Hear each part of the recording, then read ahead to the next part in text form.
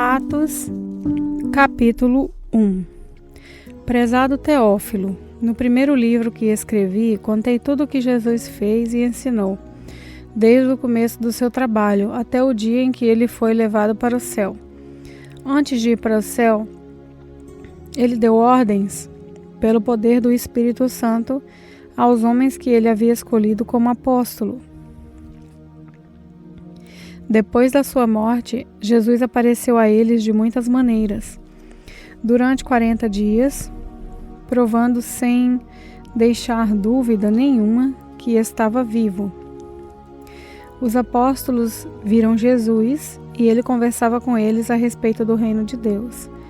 Um dia, quando estava com os apóstolos, Jesus deu essa ordem: fiquem em Jerusalém e esperem até que o Pai lhes dê o que prometeu. Eu disse a vocês, pois de fato João batizou com água, mas daqui a poucos dias vocês serão batizados com o Espírito Santo. Certa vez, os apóstolos estavam reunidos com Jesus. Então lhe perguntaram: é agora que o Senhor vai devolver o reino para o povo de Israel? Jesus respondeu: não cabe a vocês saber a ocasião ou o dia que o Pai marcou com a sua própria autoridade. Porém, quando o Espírito Santo descer sobre vocês, vocês receberão poder e serão minhas testemunhas em Jerusalém, em toda a Judeia e Samaria e até nos lugares mais distantes da terra. Depois de ter dito isso, Jesus foi levado para o céu diante deles. Então, uma nuvem o cobriu e eles não puderam vê-lo mais. Eles ainda estavam olhando firme para o céu enquanto Jesus subia. Quando 2 homens vestidos de branco apareceram perto deles e disseram: homens da Galileia, por que vocês estão aí olhando para o céu? Esse Jesus que estava com vocês e que foi levado para o céu voltará no mesmo modo que vocês viram subir. Então, os apóstolos desceram o Monte das Oliveiras e voltaram para Jerusalém. O monte fica mais ou menos a 1 quilômetro da cidade. Quando chegaram à cidade, eles foram até a sala onde estavam hospedados, a qual ficava no andar de cima da casa. Os apóstolos eram esses: Pedro, João, Tiago, André, Filipe, Tomé, Bartolomeu, Mateus, Tiago, filho de Alfeu, Simão, o nacionalista, e Judas, filho de Tiago. Eles sempre se reuniam todos juntos para orar com as mulheres, a mãe de Jesus e os irmãos dele. Num desses dias de reunião, estavam presentes mais ou menos 120 seguidores de Jesus. Nessa reunião, Pedro se levantou e disse: meus irmãos, tinha de acontecer aquilo que o Espírito Santo, por meio de Davi, disse nas Escrituras Sagradas a respeito de Judas, que foi o guia daqueles que prenderam Jesus. Judas era do nosso grupo e foi escolhido para tomar parte no nosso trabalho. Com o dinheiro que tinha recebido pelo seu crime, Judas comprou um terreno. Nesse terreno, ele caiu e se arrebentou, e os seus intestinos se esparramaram. Todos os moradores de Jerusalém ficaram sabendo disso, por isso deram àquele terreno o nome de Aceldama, que na língua deles quer dizer campo de sangue. E Pedro continuou: isso é o que está escrito no livro dos Salmos, que a casa dele fique abandonada e ninguém mais more lá. E também diz que outra pessoa faça o trabalho que ele fazia. Portanto, precisamos escolher outro homem para pertencer ao nosso grupo e ser testemunha junto conosco da ressurreição do Senhor Jesus. Deve ser um daqueles que nos acompanharam durante o tempo em que o Senhor Jesus andou entre nós, desde que foi batizado por João até o dia em que foi levado para o céu. E foram apresentados 2 homens, José, chamado Barsabás, que tinha o apelido de Justo, e Matias. Em seguida, oraram dizendo: Senhor, Tu conheces o coração de todos. Mostra agora qual dos dois escolheste para trabalhar conosco como apóstolo, pois Judas abandonou esse trabalho e foi para o lugar que ele merecia. Depois fizeram um sorteio para escolher um dos dois. O nome sorteado foi o de Matias, que se juntou ao grupo dos 11 apóstolos. Atos, capítulo 2. Quando chegou o dia de Pentecostes, todos os seguidores de Jesus estavam reunidos no mesmo lugar. De repente veio do céu um barulho que parecia o de um vento soprando muito forte, e esse barulho encheu toda a casa onde estavam sentados. Então, todos viram uma coisa parecida com chamas. Espalharam como línguas de fogo, e cada pessoa foi tocada por uma dessas línguas. Todos ficaram cheios do Espírito Santo e começaram a falar em outras línguas, de acordo com o poder que o Espírito Santo dava a cada pessoa. Estavam morando ali em Jerusalém judeus religiosos, vindos de todas as nações do mundo. Quando ouviram aquele barulho, uma multidão deles se ajuntou, e todos ficaram muito admirados, porque cada um podia entender na sua própria língua o que os seguidores de Jesus estavam dizendo. A multidão ficou admirada e espantada e comentava: essas pessoas que estão falando assim são da Galileia? Como é que cada um de nós as ouvimos falar na nossa própria língua? Nós somos da Pártia, da Média e do Elão, da Mesopotâmia, da Judeia, da Capadócia, do Ponto, da província da Ásia, da Frígia, da Panfilha, do Egito e das regiões da Líbia, que ficam perto de Cirene. Alguns de nós são de Roma, uns são judeus, outros convertidos ao judaísmo, alguns são de Creta e outros da Arábia. E como é que todos estamos ouvindo essa gente falar em nossa própria língua a respeito das grandes coisas que Deus tem feito? Todos estavam admirados, sem saberem o que pensar, e perguntavam uns aos outros: o que será que isso quer dizer? Mas outros zombavam, dizendo que esse pessoal está bêbado. Então Pedro se levantou junto com os outros 11 apóstolos e em voz bem alta começou a dizer à multidão: meus amigos judeus, e todos vocês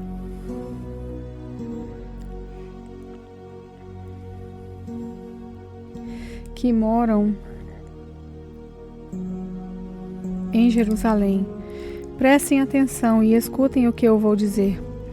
Essas pessoas não estão bêbadas, como vocês estão pensando, pois são apenas 9 horas da manhã. O que de fato está acontecendo é que o profeta Joel disse: é isso que eu vou fazer nos últimos dias, diz Deus. Derramarei o meu espírito sobre todas as pessoas. Os filhos e as filhas de vocês anunciarão a minha mensagem. Os moços terão visões e os velhos sonharão. Sim, eu derramarei o meu espírito sobre os meus servos e as minhas servas. E naqueles dias eles também anunciarão a minha mensagem. Em cima do céu ficarei com que apareçam coisas espantosas, e embaixo da terra farei milagres. Haverá sangue e fogo, nuvens de fumaça, o sol ficará escuro e a lua se tornará a cor de sangue, antes que chegue o grande e glorioso dia do Senhor. Então, todos os que pedirem a ajuda do Senhor serão salvos. Pedro continuou: Homens de Israel, escutem o que eu vou dizer. Deus mostrou a vocês que Jesus de Nazaré era um homem aprovado por eles, pois, por meio de Jesus, Deus fez milagres, maravilhas e coisas extraordinárias no meio de vocês. Como vocês sabem muito bem, Deus, por sua própria vontade e sabedoria, já havia resolvido que Jesus seria entregue nas mãos de vocês, e vocês mesmos o matarão por mãos de homens maus que o crucificaram. Mas Jesus ressuscitou.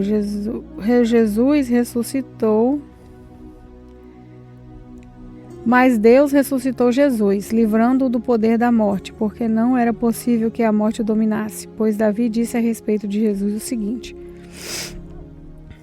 eu via sempre o Senhor comigo, porque Ele está ao meu lado direito, para que nada me deixe abalado. Por isso o meu coração está feliz e as minhas palavras são palavras de alegria. E eu, um ser mortal, vou descansar cheio de esperança, pois tu, Senhor, não me abandonarás no mundo dos mortos. Eu tenho te servido fielmente e por isso não deixarás que eu apodreça na sepultura. Tu me tens ensinado os caminhos que levam à vida, e a tua presença me encherá de alegria. E Pedro disse mais isso: meus irmãos, eu preciso falar claramente com vocês a respeito do patriarca Davi. Esse grande líder morreu e foi ressuscitado, e o seu túmulo se encontra aqui até hoje. Ele era profeta e sabia que Deus lhe havia jurado que um dos seus descendentes seria rei como ele. Davi sabia que Deus ia fazer e por isso falou a respeito da ressurreição do Messias. Davi disse: ele não foi abandonado no mundo dos mortos, nem o seu corpo apodreceu na sepultura. Deus ressuscitou este Jesus e todos nós testemunhamos disso, pois Jesus foi levado para sentar-se ao lado direito de Deus, seu Pai, o qual lhe deu o Espírito Santo, como havia prometido. E Jesus derramou sobre todos nós esse Espírito, conforme vocês estão vendo e ouvindo agora. Pois Davi não subiu para o céu, mas ele mesmo afirmou: o Senhor Deus disse ao meu Senhor: sente-se do meu lado direito, até que eu ponha os meus inimigos como estrado debaixo dos seus pés. Todo o povo de Israel deve ficar bem certo de que este Jesus que vocês crucificaram é aquele que Deus tornou Senhor e Messias. Quando ouviram isso, todos ficaram muito aflitos e perguntaram a Pedro e aos outros apóstolos: irmãos, o que devemos fazer? Pedro respondeu: arrependam-se e cada um de vocês seja batizado em nome de Jesus Cristo, para que os seus pecados sejam perdoados, e vocês receberão de Deus o Espírito Santo. Pois essa promessa é para vocês e para os seus filhos, e para todos os que estão longe, isso é, para todos aqueles que o Senhor, meu Deus, chamar. Pedro continuou a dar o seu testemunho, e com muitas outras explicações, procurou convencê-los, dizendo: saiam do meio dessa gente má e salvem-se. Muitos acreditaram na mensagem de Pedro e foram batizados. Naquele dia, quase 3.000 se juntaram ao grupo dos seguidores de Jesus, e todos continuavam firmes, seguindo os ensinamentos dos apóstolos, vivendo em amor cristão, partindo o pão juntos e fazendo orações. Os apóstolos faziam muitos milagres e maravilhas, e por isso todas as pessoas estavam cheias de temor.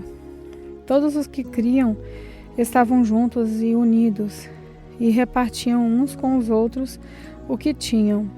Vendiam as suas propriedades e outras coisas, e dividiam o dinheiro com todos, e de acordo com a necessidade de cada um. Todos os dias, unidos, se reuniam no pátio do templo, e nas suas casas partiam o pão, e participavam das reuniões com alegria e humildade. Louvavam a Deus por tudo, e eram estimados por todos. Cada dia o Senhor juntava ao grupo as pessoas que iam sendo salvas. Atos capítulo 3. Certo dia de tarde, Pedro e João estavam indo ao templo para a oração das 3 horas. Estava ali um homem que tinha nascido coxo. Todos os dias ele era levado para um dos portões do templo, chamado Portão Formoso, a fim de pedir esmolas às pessoas que entravam no pátio do templo. Quando o coxo viu Pedro e João entrando, pediu uma esmola. Eles olharam firmemente para ele e Pedro disse: "Olhe para nós." O homem olhou para eles, esperando receber alguma coisa. Então Pedro disse: "Não tenho nenhum dinheiro, mas o que eu tenho eu lhe dou. Pelo poder do nome de Jesus Cristo de Nazaré, levante-se e ande." Em seguida, Pedro pegou a mão direita do homem e o ajudou a se levantar. No mesmo instante, os pés e os tornozelos dele ficaram firmes. Então ele deu um pulo, ficou de pé e começou a andar. Depois entrou no pátio do templo com eles, andando, pulando e agradecendo a Deus. Toda a multidão viu o homem pulando e louvando a Deus. Quando perceberam que aquele era o mendigo que estava sentado perto do portão formoso do templo, ficaram admirados e espantados com o que havia acontecido. O homem que havia sido curado acompanhou Pedro e João. Todas as pessoas estavam admiradas e correram para a parte do pátio do templo chamado Alpendre de Salomão, onde eles estavam. Quando Pedro viu isso, disse ao povo: "Israelitas, por que vocês estão admirados? Por que estão olhando firmemente para nós como se tivéssemos feito esse homem andar por causa do nosso próprio poder ou por causa da nossa dedicação a Deus? O Deus dos nossos antepassados, o Deus de Abraão, o Deus de Isaque e o Deus de Jacó, foi quem deu glória ao seu servo Jesus. Mas vocês o entregaram às autoridades e o rejeitaram diante de Pilatos. E quando ele resolveu soltá-los, vocês não quiseram." Jesus era bom e dedicado a Deus, mas vocês o rejeitaram. Em vez de pedirem a liberdade para ele, pediram que Pilatos soltasse um criminoso. Assim vocês mataram o autor da vida. Mas Deus o ressuscitou e nós somos testemunha disso, pois o poder do nome de Jesus que deu força a este homem. O que vocês estão vendo e sabendo foi feito pela fé e no seu nome, pois foi a fé em Jesus que curou este homem em frente de todos vocês. Agora, meus irmãos, eu sei que o que vocês e os seus líderes fizeram com Jesus foi sem saber o que estavam fazendo. Mas Deus cumpriu assim o que havia anunciado há muito tempo pelos profetas, isso é, que o Messias, que ele escolheu, tinha de sofrer. Portanto, arrependam-se e voltem para Deus, a fim de que ele perdoe os pecados de vocês, e também para que tempos de nova força espiritual venham do Senhor e ele mande Jesus, que ele já tinha escolhido para ser o Messias de vocês. Jesus precisa ficar no céu até chegar o tempo em que todas as coisas serão renovadas, como Deus anunciou há muito tempo pelos seus fiéis mensageiros, os profetas. Pois Moisés disse: "No meio de vocês o Senhor Deus escolherá e enviará para vocês um profeta. Assim como ele me enviou, obedeçam a tudo o que ele lhes dizer. Aquele que não obedecer será separado do povo de Deus e destruído." Samuel e todos os profetas que viveram depois dele falaram a respeito desses dias. Os profetas, as promessas de Deus, as promessas que Deus fez por meio dos seus profetas são para vocês. E vocês fazem parte da aliança que Deus fez com os seus antepassados, quando disse a Abraão, por meio dos seus descendentes: "Eu abençoarei todas as nações do mundo." Assim, Deus escolheu o seu servo e o mandou primeiro a vocês, para abençoá-los e para que cada um de vocês abandone os seus pecados.